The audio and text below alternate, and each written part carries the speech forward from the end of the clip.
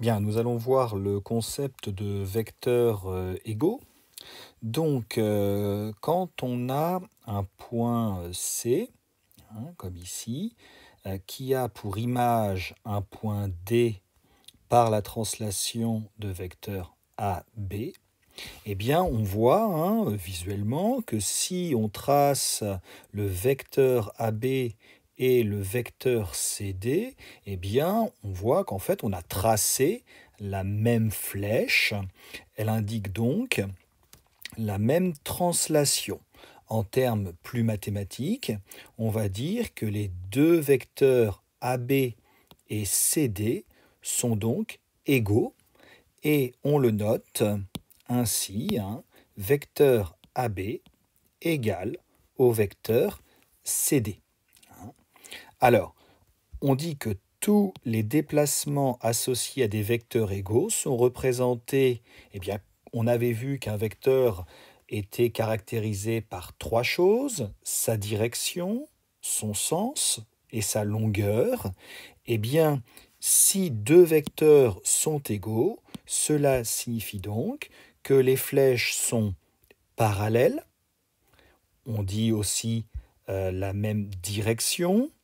On verra qu'on peut dire aussi que les flèches sont associées à des vecteurs collinéaires, qui est le mot mathématique exact. Dans un premier temps, on retient parallèle.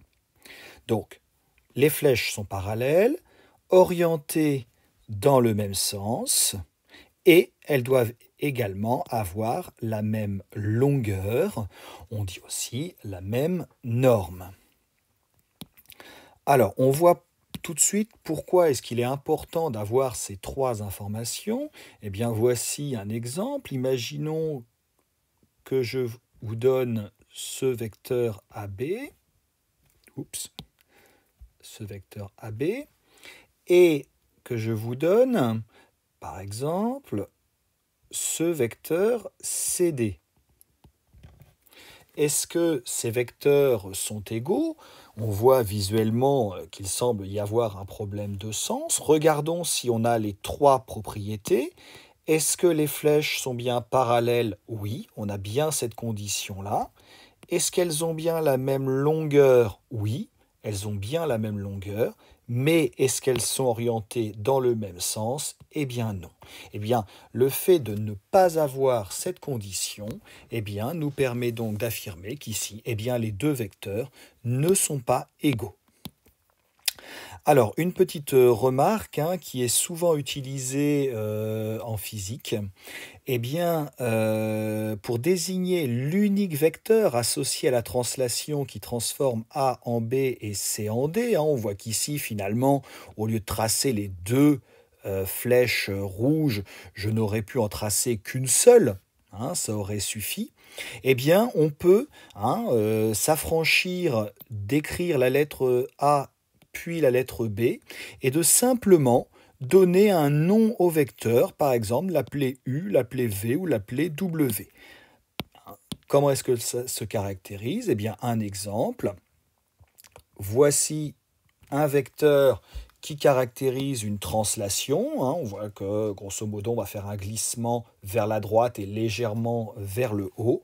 Eh bien, on peut l'appeler AB, mais on pourrait l'appeler aussi, tout simplement, le vecteur U. Voilà.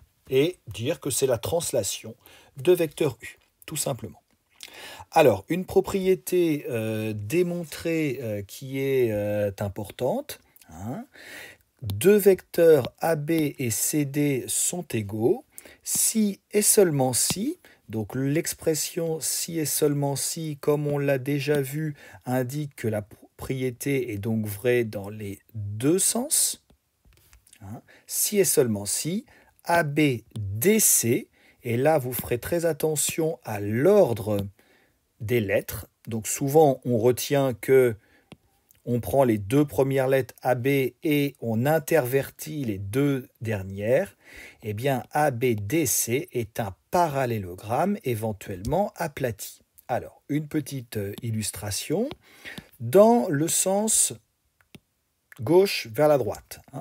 si je vous donne deux vecteurs égaux, donc par exemple, voilà un vecteur AB, voilà un vecteur CD, ils sont bien égaux, hein, ils sont parallèles, collinaires, ils ont le même sens, ils ont la même longueur, eh bien, on a donc forcément ici un parallélogramme. D'accord? Dans l'autre sens, la réciproque, si je vous donne un parallélogramme, donc par exemple, voilà, on va dessiner un parallélogramme.